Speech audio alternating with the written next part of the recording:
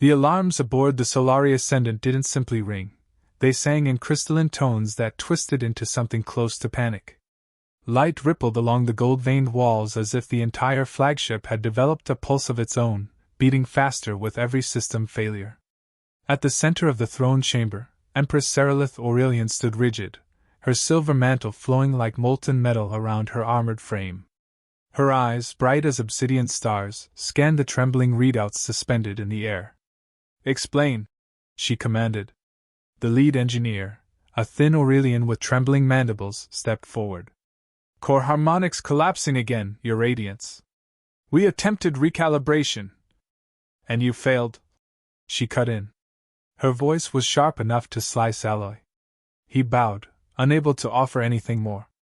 27 more engineers stood behind him, their previously perfect posture sagging under the weight of collective humiliation. Their best calculations, their most elegant designs, worthless in the face of whatever was tearing through the flagship. Seralith raised her scepter. The hall quieted instantly. "This ship is the heart of my dominion. If the heart stops, everything stops." Her gaze drifted to the viewport where Vastoro's 3 storm belts churned below. "I will not allow my enemies the pleasure of watching my flagship die." Before anyone could reply, a shrill alert burst through the chamber. "Unauthorized biological mass detected in Deck 17 debris airlock." The Empress's eyes narrowed. "Biological mass?" a guard officer answered. "Retrieved by accident during our sweep of the lower orbit. The life signs are human." A ripple of disgust spread through the court. "Bring them," Seralith ordered. Moments later, 2 figures were escorted into the hall, a stocky human man in a work jacket smudged with engine grease, and a teenage girl with tangled hair and wide, exhausted eyes. They had clearly been snatched straight off some repair platform. The man raised his hands slightly, palms open. "I'm guessing this isn't customer service." The Empress studied him. Humanity was famous across the frontier for improvisational engineering, brutish, inelegant, but strangely effective. Desperation stirred a thought she would never have entertained under normal circumstances. "You," she said. "What is your role?" "Elias Ward," he replied. "Deep space mechanic. My daughter's Mira. We were fixing a weather array when your metal jellyfish dragged us up here." "Debris sweep," corrected a guard. "Same thing," Elias said. The Empress stepped closer, towering over him. "My flagship is failing. 28 of my finest have failed to restore it. If your species is as resourceful as rumor suggests." She lowered her scepter, tapping it once against the floor. "Prove it. Restore my ship. If you do not, your deaths will at least be efficient." Mira inhaled sharply. Elias squeezed her hand once before letting go. "I fix things," he said calmly. "Show me where the trouble starts." Seralith gestured to the court engineers. "Escort him." Deck 7's engineering hub looked like a cathedral built from translucent alas and floating circuits. Everything shimmered with precise geometry. It was beautiful, and incredibly delicate. Elias felt it immediately in the air, in the cool sterility, the faint hum of systems tuned down to microscopic tolerance. A young Aurelian engineer scowled at him. "Do not touch anything without permission, human." "Great rule," Elias replied. "Show me the core." They led him to a series of holographic displays circling a crystalline sphere suspended by magnetic fields. The sphere pulsed unevenly, casting jagged shadows. "That your harmonics problem?" Elias asked. "Obviously," the engineer snapped. Elias ignored his tone. He studied the readings nearest to the sphere, tracing patterns with his eyes. The waveforms were stunningly precise, far too precise. Every system was bound to every other through a web of synchronized energy. Beautiful, but rigid. He crouched beside a lower console, skimmed through diagnostics, then checked physical conduits. The more he saw, the more one word flooded his mind. Fragile. The flagship wasn't built for stress. It was a masterpiece, but masterpieces often cracked under real-world strain. One of the engineers hovered behind him. We have recalibrated the harmonic matrix 28 times. And each time, it collapsed again, Elias said. Because you're treating the symptom, not the wound. The Aurelian bristled. You dare suggest? I suggest your ship's too perfect for its own good. Elias stood and wiped his hands on his jacket. You've got microscopic discrepancies in the anchor lattice. When the energy flow spikes, the system seizes instead of flexing. Flexing? The engineer sounded offended. We do not design flexible systems. I noticed. Another alarm pulsed through the room. The crystalline sphere flickered violently, then dimmed. Elias turned to the group. Where's the nearest access to the anchor chambers? The room went silent. A senior Aurelian answered stiffly. No off-worlder enters the anchor chambers. They are sacred ground. Well, sacred ground's falling apart. Elias motioned to the failing core.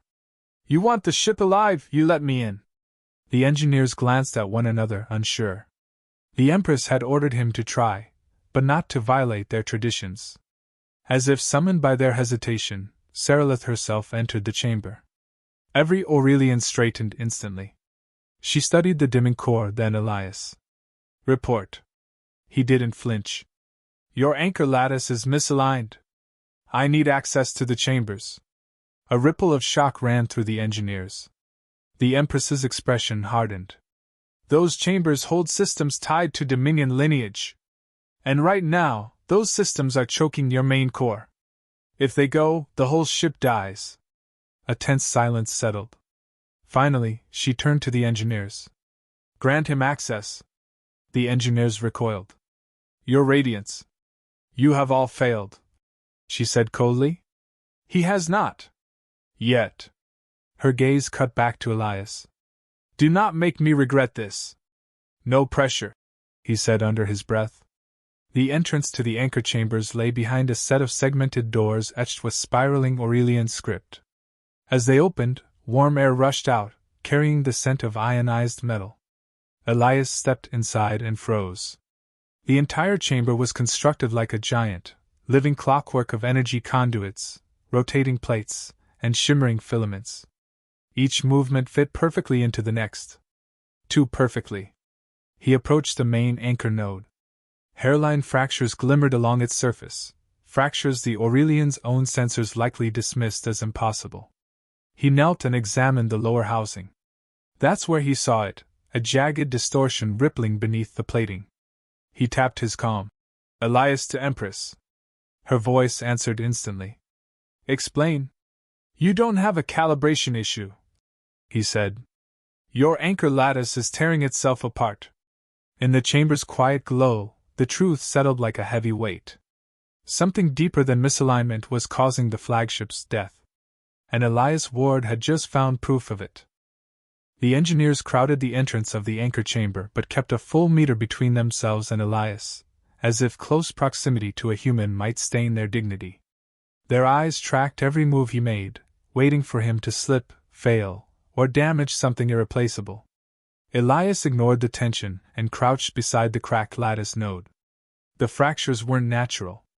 They reminded him of stress marks that appeared on cheap cargo drones, except this was an Aurelian masterpiece supposedly immune to such flaws. He ran his hand along the housing, listening for uneven vibration. The hum shivered in 3 distinct rhythms. Someone behind him clicked their mandibles. What are you doing, human?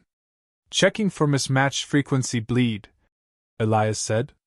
That procedure is automated. Well, your automation missed this. A series of offended murmurs rose behind him. Elias kept working. He tapped a panel, bringing up a diagnostic feed. The numbers flickered between elegant curves and chaotic spikes. He stood and faced the engineers. Your systems rely on perfect conditions. The moment reality doesn't cooperate, they lock up. Instead of adjusting, they collapse. The young Aurelian who had been glaring at him earlier stepped forward. Our systems are crafted for precision. Crudeness is not a virtue. Didn't say it was. Elias wiped his palms on his jacket. But resilience is. Before the engineer could retort, the ship lurched.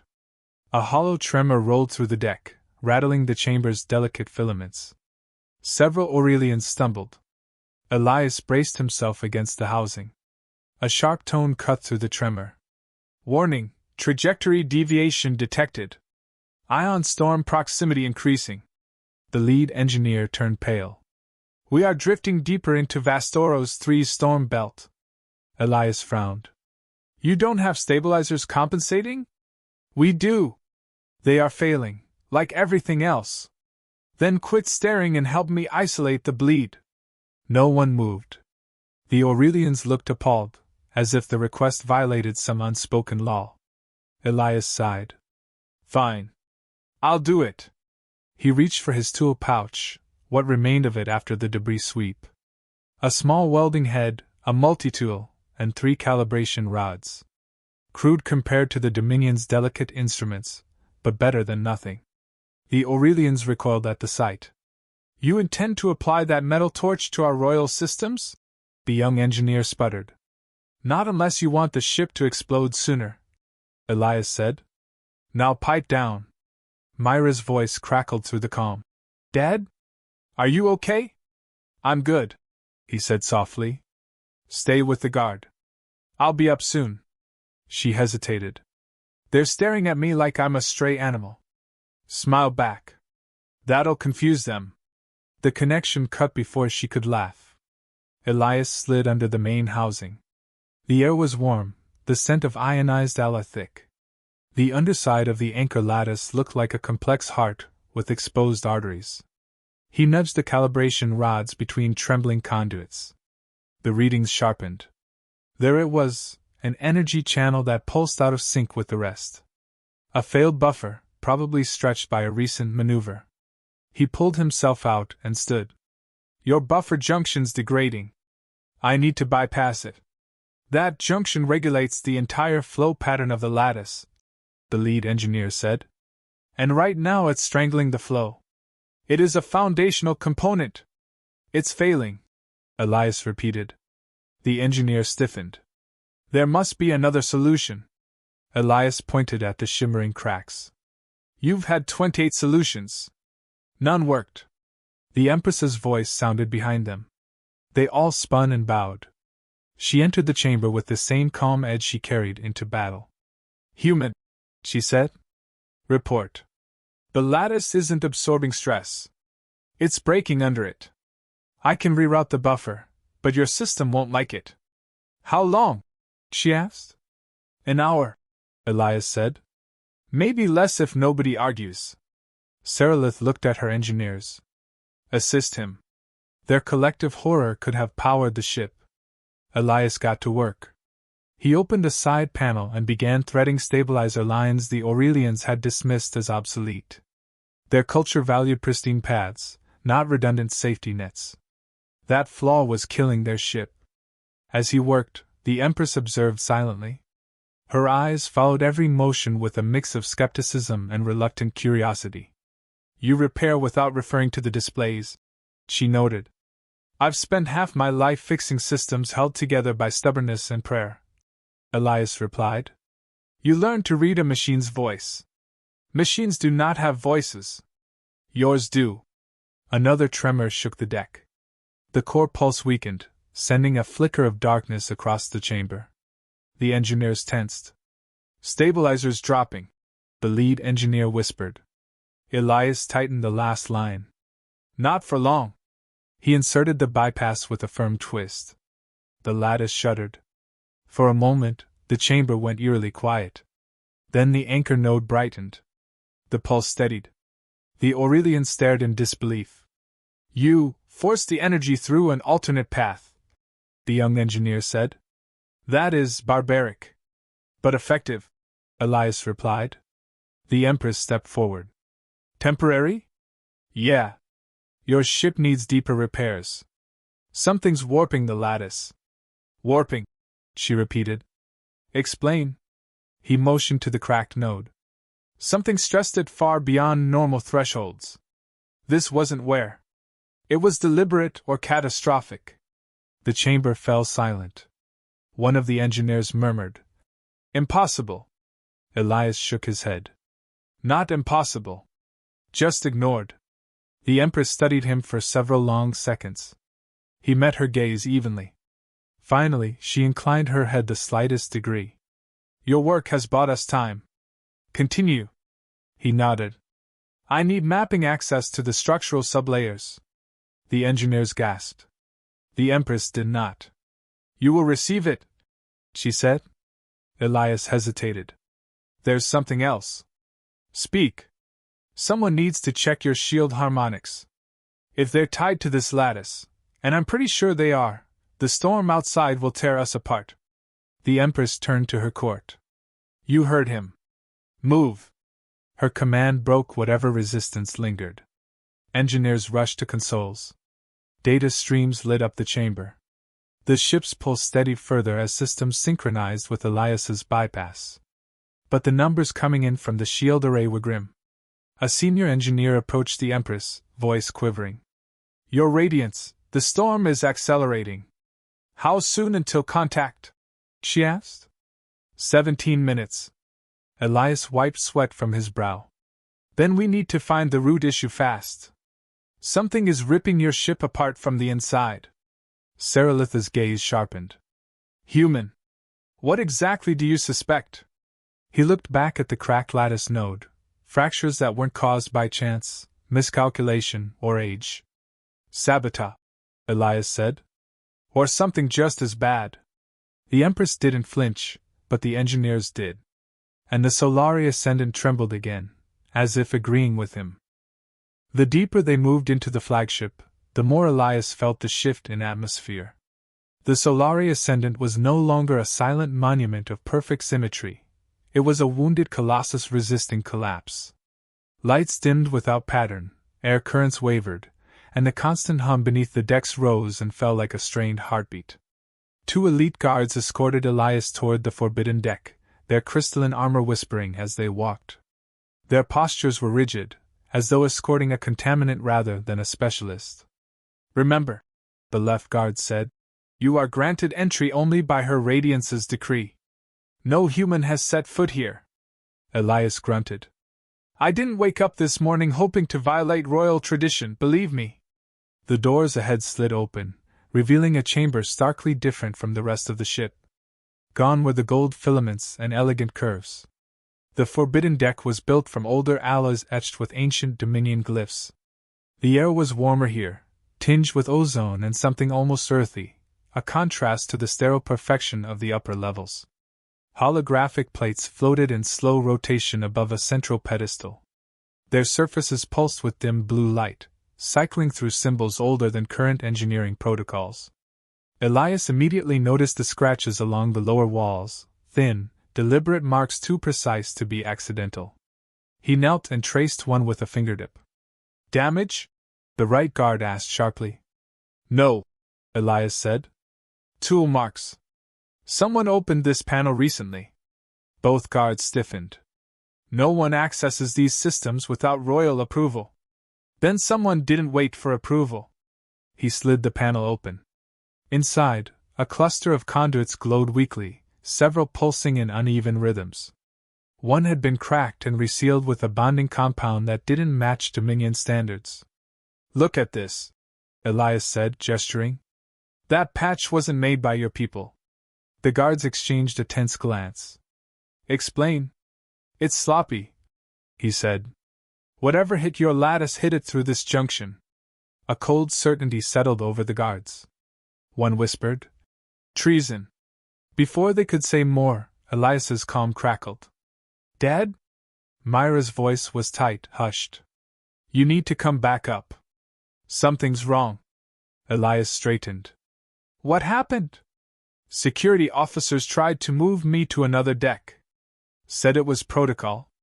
The cadet you told me to stick near, Kaylee's, he stepped in. They didn't like that. Elias's jaw tightened. Stay with Kaylee's. Don't move. He ended the call and turned to the guards. Your people are making moves they don't want the Empress to see. That is impossible. The left guard snapped, too quickly. Elias caught the shift. You sure about that? Before the guard could retort, another tremor ripped through the deck. The lights flickered to red. A distorted voice echoed through the comm network. Warning, shield harmonics destabilizing. Ion storm impact imminent. The guards tensed. Elias pushed past them and activated the main pedestal. The old symbols reconfigured, revealing a buried map of the ship's structural layers. As he studied it, several nodes flared red, nodes connected directly to the anchor lattice. Half of those failures originated in the forbidden deck. Elias pointed at the map. Someone sabotaged the internal buffer network. Your ship's being choked from the inside. The right guard stepped closer. We must inform Her Radiance. You do that, Elias said. I'll fix what I can. He knelt again, connected his multi-tool to the damaged junction, and began rerouting the flow. The Dominion conduits resisted his improvised connections, but eventually the display steadied. He patched another fracture, then another, working faster as the hum of the ship grew uneven. A sharp clang echoed down the corridor. The guards spun, weapons raised. A group of armored figures approached, 6 officers, their crests marked in the pattern of the Dominion's political faction known for opposing Seralitha's authority. The lead officer spoke with icy calm. Step away from the system, human. Elias rose slowly. Let me guess, you're the ones patching the ship with scrap glue? The officer's mandibles clicked in irritation. Your interference ends now. That system was meant to fail at the appropriate time. The guards with Elias drew their weapons. You dare commit treason on the Sovereign flagship? Treason? The officer hissed. We act for the Dominion's future. Her Radiance has become reckless. Weapons ignited. Tension crackled like live current.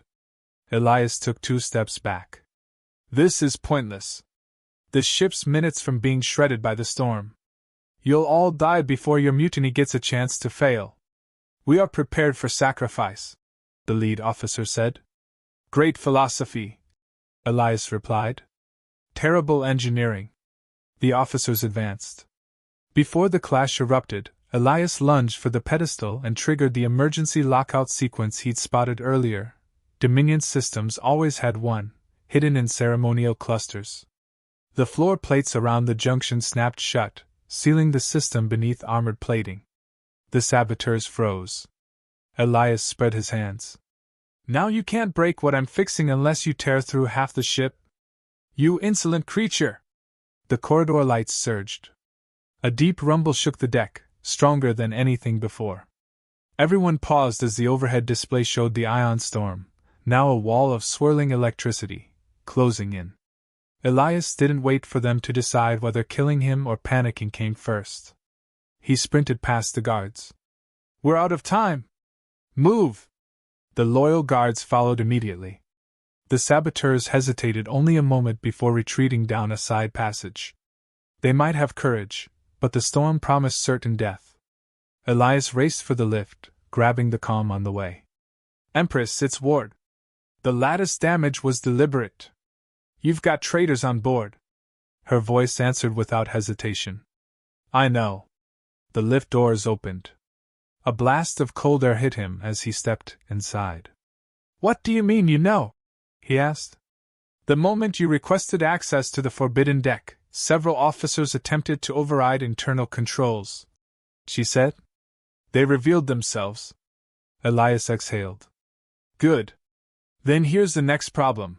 The sabotage is deeper than expected. It's threaded through your entire buffer network. How long until failure? She asked. Less time than we have. I need access to the primary harmonic relay. A pause.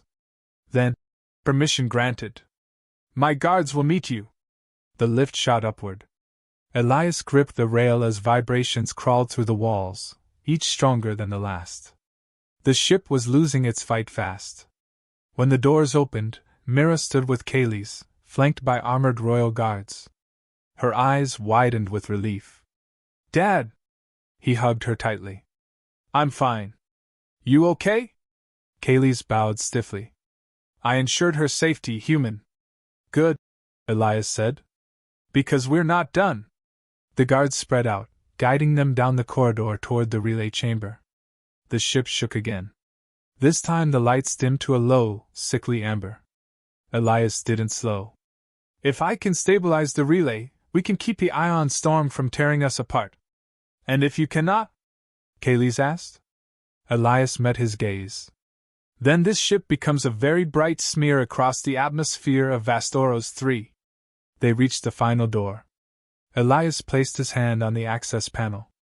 Behind it waited the relay, the heart of the entire harmonic network. And whatever damage was hidden inside. He squared his shoulders, inhaled once, and stepped through as the door opened. The chamber glowed with unstable light, arcs of energy licking across the air like lightning searching for a target. Elias muttered, "All right, old girl. Let's see how close you are to dying." And the door sealed behind him. The Imperial Docks command chamber thrummed with quiet tension. Every surface glowed with status reports, star maps, and pulsing alerts from the damage lingering across the fleet. Yet, for the first time in weeks, the room felt alive with purpose rather than dread. Mark stood at the center table, arms folded, studying the projections. His repaired gravitic core pulsed within the Titan's pride, a golden light shining brighter than any Imperial schematic. Around him, engineers whispered, not in doubt now, but awe. Empress Kilera entered with her usual storm of silk presence. Officers straightened instantly. Her eyes swept the room until they locked on Mark, and she smiled, not the political gesture she wore before crowds, but a genuine, unguarded curve. "Human," she said softly, stopping beside him. "I have slept for the first time in 17 cycles. My people thank you. I thank you." Mark rubbed his neck. "Still a lot to do. One ship running doesn't fix an empire." Kilira's smile didn't fade. "Perhaps not. But one man changed the trajectory of a nation today." Before he could answer, the alarms flared. A crimson spiral spun across the hollow. Inbound hostiles. Distance, 1.3 light minutes. Commander Varen's voice cracked. "Empress, they came faster than predicted. Their vanguard is within striking range." The chamber froze. The invading coalition, 3 rival empires united under desperation and fear, had waited for the Leonid Empire to fracture under mechanical collapse. Now, sensing weakness, they were coming to carve their claim. Kilira straightened, every trace of softness vanishing. "Ready the fleet," she commanded. Mark exhaled. "Then we test the Titan's pride." Minutes later, Mark stood on the Pride's bridge beside Lieutenant Sori, the young officer who had once doubted him most. She watched him with reluctant admiration. "You sure that thing won't rip us apart?" she asked. "Pretty sure," he answered, fastening his harness. She grimaced. "I hate that answer." The engine hum increased, deeper, steadier, controlled. The new core was not the original Leonid design. It was better, streamlined, stabilized, reinforced. Human intuition meshed with alien engineering. Sori leaned closer. "You fixed what 28 Imperial Masters could not. If we survive, they'll write your name in the archive of makers." Mark shook his head. "Just want my daughter back." Her expression softened. "Then let's make sure you live long enough to do that." The Pride launched from its dock, emerging into the starlit expanse. Ahead, the enemy fleet glimmered in a wall of steel, hundreds of cruisers, carriers, and dreadships moving in a slow, deliberate push. "Status?" Mark asked. "All systems nominal," Sori said. "Core output stable. Weapons hot." Kilira's voice came across the tactical channel. "Mark. The Titan's pride is our spearhead. Cut a path through their center line. If you falter, we fall." "Copy that," he replied. As the ships closed, the enemy fired the first barrage, streams of particle fire streaking across the void. "Brace!" Sori shouted. The Pride lurched, shields flaring. Mark stabilized the core's flow manually, guiding the energy with instinctive precision. The engine responded like a wild beast finally given reins. "Shields holding at 90, Sori said breathlessly. "Good. Time for something stupid." He fed extra power into the ventral thrusters. The ship surged forward, outrunning its escort. Officers gasped through comms. Kilira. Mark, what are you? Trust me. He angled the Pride straight toward the densest part of the enemy formation. The opposing ships adjusted, trying to scatter, but too late. Mark whispered, Core now. He triggered the gravitational pulse he built into the redesign. A shockwave radiated outward, controlled, surgical, perfectly tuned. Enemy vessels within 100 kilometers jerked violently, their trajectories warping. Several collided. Others spun helplessly off course. The Pride emerged through the chaos unscathed. The bridge erupted in stunned silence. Sori stared at him. That wasn't in the schematics. Didn't have time to add it to the briefing. Kilira's voice returned, breathless. Human, well done! But the enemy adjusted quickly. Larger dreadships advanced, their weapons focusing on the Pride. Multiple locks! Sori shouted. Incoming heavy fire! Mark steadied the controls. Time to test the new coolant lines. The barrage hit like a meteor storm. The bridge shook violently. Consoles sparked. Shields at 60. We can't take that again. We won't. Mark routed power, stabilizing the core. The ship cooled instantly. Sori blinked at the readings. How is that possible? He gave her a thin smile. Replaced a lot of their heat dissipation system with something from home. It's called not overcomplicating everything. She almost laughed. Mark lined up the next shot. Lock rail cannons. Locked. Fire. Twin magnetic rounds streaked across the void, striking the lead dreadship. Its hull cracked, then tore apart in a violent bloom of plasma. Cheers erupted across the fleet channels. Kilira. Advance! All ships follow the Pride's corridor. The battle turned. The enemy, shocked and fractured, began to retreat. Hundreds of Imperial vessels surged forward, pushing them back beyond the system's boundaries. Minutes later, the final hostile signature blinked off the display. Silence fell over the Pride's bridge. They had won. Hours later, Mark stood alone on the ship's observation deck. The Empire was safe, for now. But his heart remained heavy. Somewhere across the stars, his daughter waited, wondering why her father had vanished. Kilira approached quietly. You should be celebrating. You saved us. Mark kept his gaze on the starfield. I didn't come here to be a hero. I just want to go home. You will, she said gently. And I will help you. He turned toward her. Why? Because today proved something. Her voice softened. My people are powerful, but we had grown blind to the simple, brilliant strength of your species. You remind us of what we forgot: courage without theatrics, craft without arrogance, and the will to protect even those who are not yours. She stepped beside him, looking out into the void. You are not our engineer, Mark Hadley, she whispered. You are the Empire's turning point. He exhaled slowly. Then help me find my daughter. Kilira nodded. Tomorrow, we begin the search. Mark finally allowed himself a small, tired smile. Thank you? Thank you? She said, almost under her breath. The stars outside shimmered like a path waiting to be walked. And for the first time since arriving in this alien empire, Mark felt hope. Not because he had saved a nation, but because someone had finally promised to help him save the only person who mattered more.